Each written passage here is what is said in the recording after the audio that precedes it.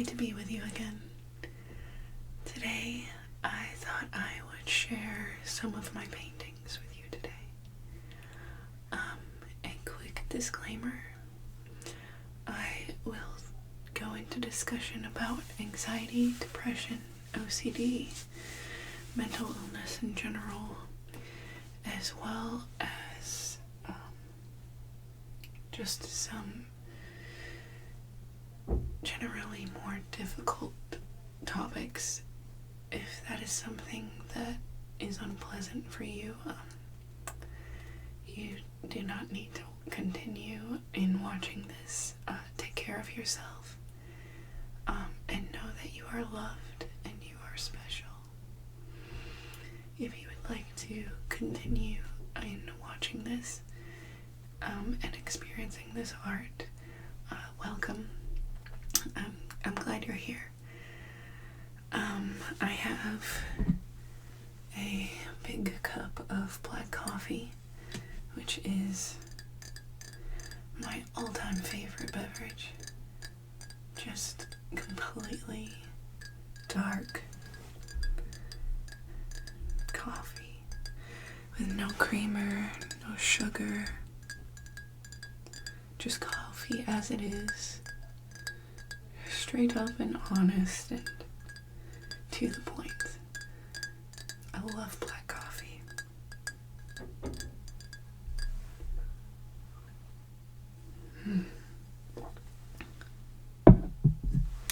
So the first painting that I'm going to show you is generally my most well-received painting that I've taken to a couple of shows.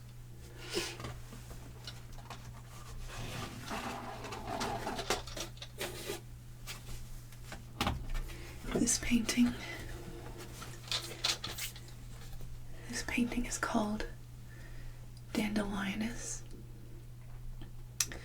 Now, this painting was, I started this one on a trip to Florida, and before I had my easel, I painted sitting on the floor. I had a piece of cardboard, a large piece of cardboard that I would sit on in my living room, and I brought that with me to Florida to sit on and paint on. I still have that piece of cardboard because I feel like it's the most important aspect to my art, in that most of my art that I show in shows and galleries was made sitting down on that cardboard. It's hanging up there. I'll have to get it out and unfold it so that you all can experience it at some point. And there is quite a bit of paint all over that cardboard, and paint that I've mixed, and it's all embedded in the cardboard. It's very special to me. It's special to my spirits. This painting is an inadvertent self-portrait in a way. I didn't go out trying to make this person look like myself. I just wanted to experiment in painting a face, and that's not how it turned out. And I took cues from religious iconography and Orthodox art, specifically Byzantine period artworks, which you can sort of see in the, you can sort of see in the eye details. It's fairly representational of Byzantine iconography and religious works. And also takes some coloring ideas from funeral panels from ancient Egyptian artwork. This painting ended up being a painting about a very difficult period in my life, where I went through significant trauma, and in that period of time I had cut my hair, and you can see there's a line and the hair is falling into the hand. I don't know how well you can see that on here. I also enjoy creating works with very dramatic hands and hand poses. I find it very fascinating that throughout history, throughout Christian, Catholic, Buddhist, so many artworks, hands are very important. Even throughout like Hinduism, it's interesting to see how multiple cultures, religions, and faiths find purpose in the shape of a hand. It's very fascinating to me. So in this one, it's almost a benediction in loss, in heartbreak, and releasing trauma, forgiving myself, forgiving other people, taking symbolism from the dandelion in, I can't remember where I found notes on dandelion symbolism, but it was very important to me at the time. And this one, I'm gonna admit this to you, every time that I've shown this work at galleries, I have priced it too much because I don't want to get rid of it. I've made it a ridiculous price every single time, just because I love this painting so much. Yeah, I also like using left to right motifs throughout my art. So it starts in darkness and emerges into light. As you can see, the darkness is stripping away, and I'm forgiving myself and forgiving other people and living. And I like using a left to right sort of imagery in the same way that a book is read. So the way that we read a book from left to right, you read the painting left to right, and the darkness emerges into light. But I love this painting so much. It's one of my favorites.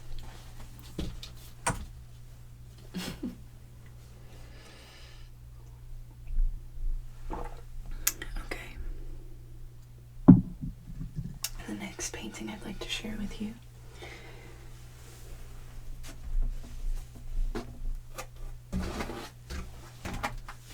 this is a portrait of Jonas Berger from the band Mew. There was a photo shoot that they did, and it looked very much like, again, it looked very similar to Orthodox iconography, and I personally like to, I love to think of my artwork as a spiritual experience, and this was very similar to that kind of artwork. So I loved that, so I painted it. I actually titled this one "Ouch Oof My Heart." I don't know why. I just thought it was funny. You can see it looks like that. And there's clay that has been splattered across the painting. I really like this one. I really admire the band Mew. They're probably my favorite band. Yeah, I like this one. Okay.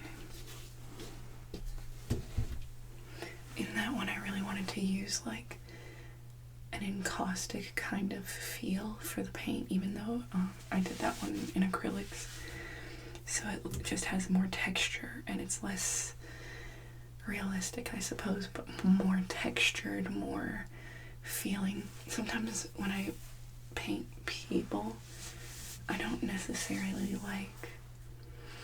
want it to look exactly like the person as much as I want it to feel like the spirit of that person, if that makes sense.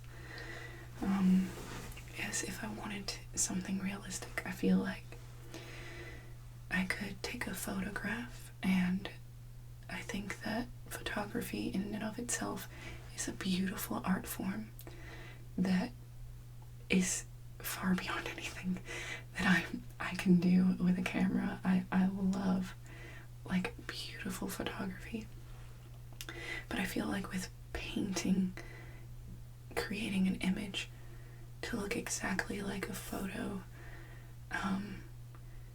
is a good thing, but I think it's completely devoid of spirit if there's not enough like expressionism involved, I suppose.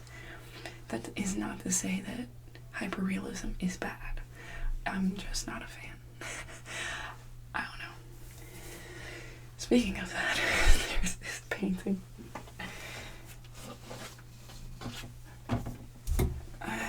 This one is a self-portrait that I made a while ago. I'll bring that closer.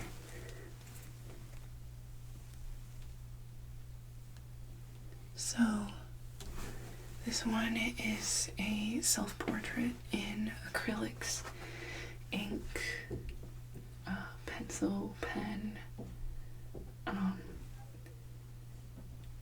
napkins, and wax from a candle,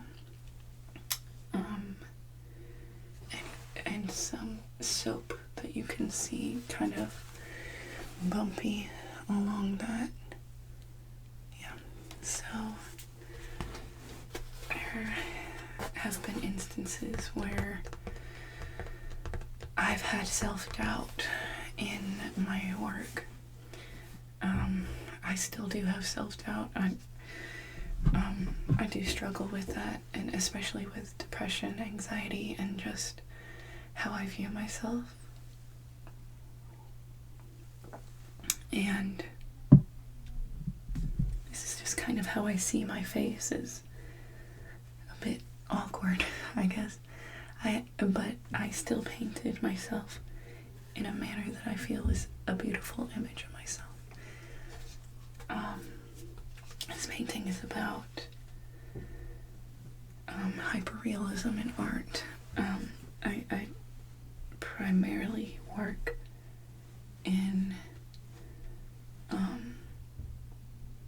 very expressionist manner, and oftentimes with things like my sketches are very scribbly and very abstract figuratism.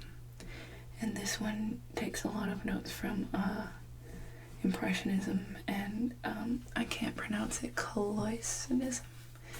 I'm so sorry, I can't remember how to pronounce that. But using strong and bold outlines. There is a scarab beetle attached to here. It's a drawing of a scarab beetle, not an actual one. And in that, the symbolism behind the scarab beetle takes its cues from the ancient Egyptians lauded and applauded the scarab beetle for creating something out of nothing. A symbol of immortality. I'm probably not naming these things correctly, but they would see it as a sense of rebirth and immortality. And a lot of people don't realize this, but the scarab beetle and the dung beetle are one and the same. So the ancient Egyptians saw the scarab beetle taking its own dung, pushing it around, and creating something out of nothing is the general view on that. And so they saw that as a beautiful thing, and now we kind of think of that, oh, that's somewhat strange to find beauty in feces. So in that, I'd have made this beautiful image of a beetle and had it be a message to both myself and to others that I recognize that I do not paint in a hyper-realistic manner, and grabbing anything more from hyper-realism in my mind is, to put it lightly, pushing dung around. And in the way that I let other people talk to me and the way that I talk to myself, am I metaphorically just pushing around crap? I don't know. The way that I talk to myself and the way that others talk to me, I want to make sure in my mind that I know what I am. I know where I'm going, and I know what I want to become. If that makes any sense. But that's what that one means. I also used soap in that painting to kind of be indicative of perfectionism. Because I feel a lot of times the way that I view myself and guilt and the past and what people have said or done to me, or things that I've said or done to myself, cause me to recognize my imperfection and want to feel perfect and clean and pure and just a perfect individual that does not exist. Keeping that mindset of myself, of somebody that has to be perfect, to do everything right, to be perfect and clean like a bar of soap, is purposeless, and it is, in my mind, pushing crap around. It is a dirty thought to have on myself, in a sense. And the way that I associate my art with myself also has to be completely divorced from perfectionism. I will never be a perfect artist. I'll never be a perfect person. And I am at peace with that.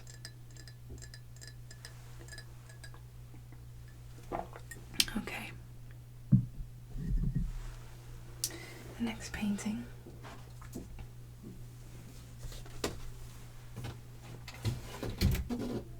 This one is my all-time favorite painting. This is called Progressive Regression. This painting also has art historical references involved. I'll tilt it this way so you can see it a bit better. The texture on this painting is coffee. It is coffee grounds from the coffee that I had the morning that I painted this. I don't know how well you can see that. There's that. And there's watercolor, acrylics, and ink. And there's also a metal bee and little can tabs. Alright, so this one was pretty much influenced, not pretty much, it was definitely influenced by the 2016 elections. I felt like we had been progressing, and I feel like now we're things feel very dark. The way that things are going. Yeah, I'll just put it there. I won't go too deep into that. But the references are in the hand. So the hand is a rendering of the creation of Adam. So I don't know how well you can see this shadow specifically. I really wanted to copy how Adam's hand, how the shadows and darkness of that painting were involved. I believe that what we've been experiencing has been a fall from moving forward, and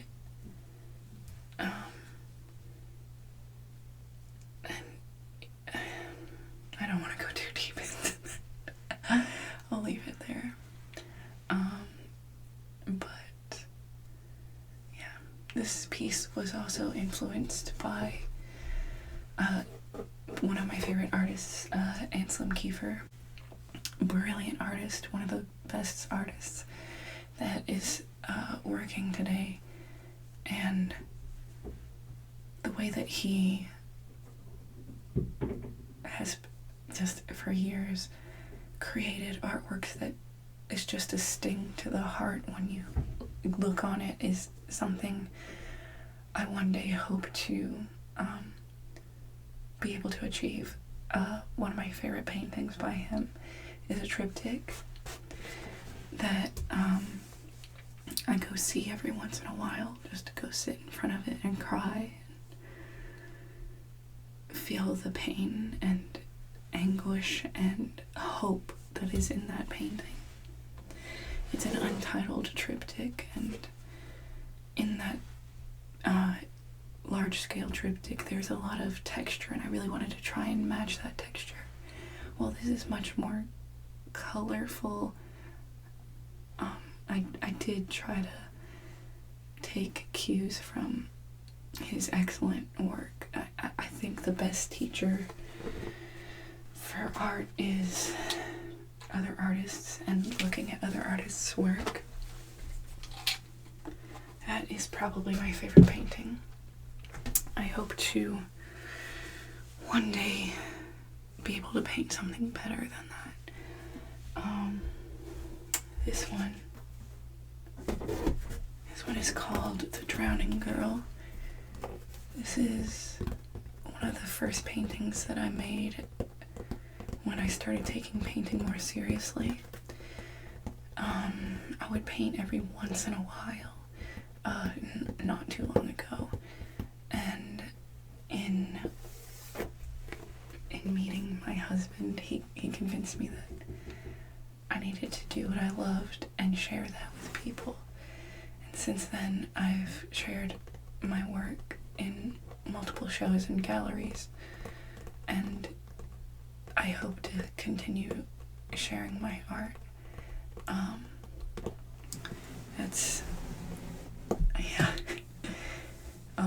actually have a tattoo. I don't know how well you can see that. It says, Ars longa, vita brevis. It means art is long, life is short. The purpose behind that is that life is not going to last long, but your art is. And I want to create art that helps people, that speaks to people, that throughout a period of time lasts longer than the memory of even myself. Even if one person is moved or helped by my work, I feel like I've done a good thing. So this painting is about a panic attack and how it feels like you can't breathe. And she's drowning. Again, I used iconography, and almost like her hand is in a benediction, seeking help, seeking spirituality, seeking what is right and seeking goodness and just feeling very lost. And that's kind of how I felt when I made this painting. A lot of this painting I did with my fingers and then went over it with brush later. So the hands and the face and the dragging, I just allowed myself to violently paint. A lot of people I've gone to shows or been painting and someone has seen me and they've said, oh, painting seems like such a relaxing experience. I've cried while painting. I've had panic attacks while painting. I felt grief while painting. I felt joy while painting. I've been excited and hyper while painting. Painting has never been a way to, like a hobby to relax, a passive activity, I guess. It's been an extension of myself, and this was made in a lot of pain, and I felt very much, I felt healed in the process of creating this and just putting a voice to how I feel with my own mental illness. Just visualizing what is in my spirit, in my mind, in my soul.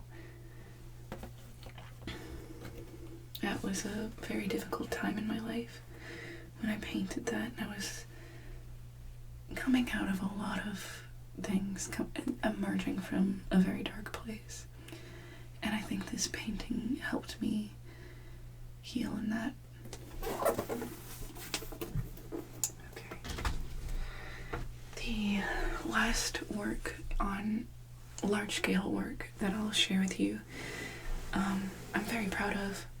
I created it at a museum with several artists. We all spent about 2 hours with the same materials and the same space, and each artist came up with something completely unique to themselves.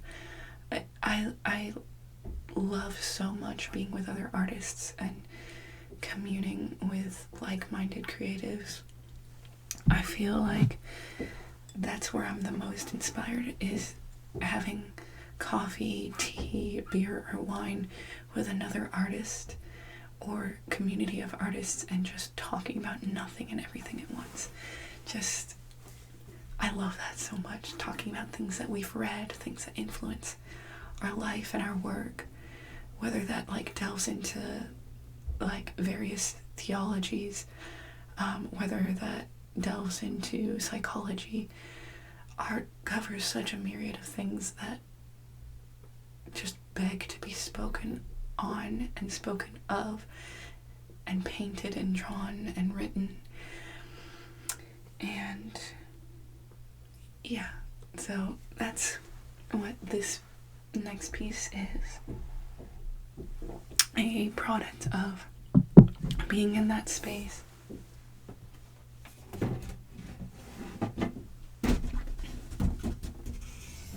So this one was after doing a couple of studies and reading some books on, let me move this over here, on the sketches, etchings, scribbles, scrawls of, to put it lightly, what was described in that time as the insane. Now I recognize that much of the old psychology and philosophy of how to deal with the mentally ill in the past was wrong and was incredibly bleak. What I find fascinating throughout the writings of the time is the brilliance of the people that were held against their will. People like me that should not have been subjected to what they were subjected to. So this one, I just kind of wanted to purge a lot of darkness from my mind, and I just kind of scribbled anything that came to mind and used oil pastels, pen, acrylics, and just let it happen. Whatever came to mind, and I let it happen. The process that I used is called autonomous drawing, where you start by kind of putting yourself in a meditative state, and just completely divorcing rationality from your mind, from your hand, using that period of time to let your hand do whatever your hand is going to do on the paper. This is a process that artists have been using for quite some time, specifically on the artist Cy Twombly, which I have talked about in a previous video, going into a almost daydream-like mindset and just letting your hand create whatever it creates and let it reveal your subconscious. This was especially used in art history when there was the writings of Freud. A lot of artwork was inspired by that time as well. I think a good example of autonomous drawing is something that most, if not all of us, have done in the past. Many people have created autonomous drawings, subconscious drawings, whether they are conscious of it or not. In that many of us have had the unfortunate experience of being on hold or on a long phone call, when we need to take down information from a phone call, or we're bored during a period where we're on hold on the phone, or we need to write down an address or a phone number, take down information from that call. Many people will have a pad of paper by them and a pen and scribble, and it's nothing intentional. The process, while on the phone, your mind is not focused on your hand. You're just scribbling, you're just doodling, and that itself is an autonomous drawing, I believe. I think just about everybody has been in that kind of position where they just have a pad and they're just absent-mindedly draw. Autonomous drawing is purposefully putting you in that, like, absent headspace and just letting art happen. But I think it makes more sense using the phone kind of experience. Almost everybody's had that experience. Because when you talk about completely divorcing reality from your mind to your hand, it's a bit of a weird concept to have. It's a very weird concept. I have another painting. This one, I didn't have any purpose behind this one. I just wanted to make a little rhinoceros. This is also the only painting that I have that is signed with my maiden initials. I should frame the rest of my work. Well, the only painting, the previous one I would just call a large-scale work in a frame.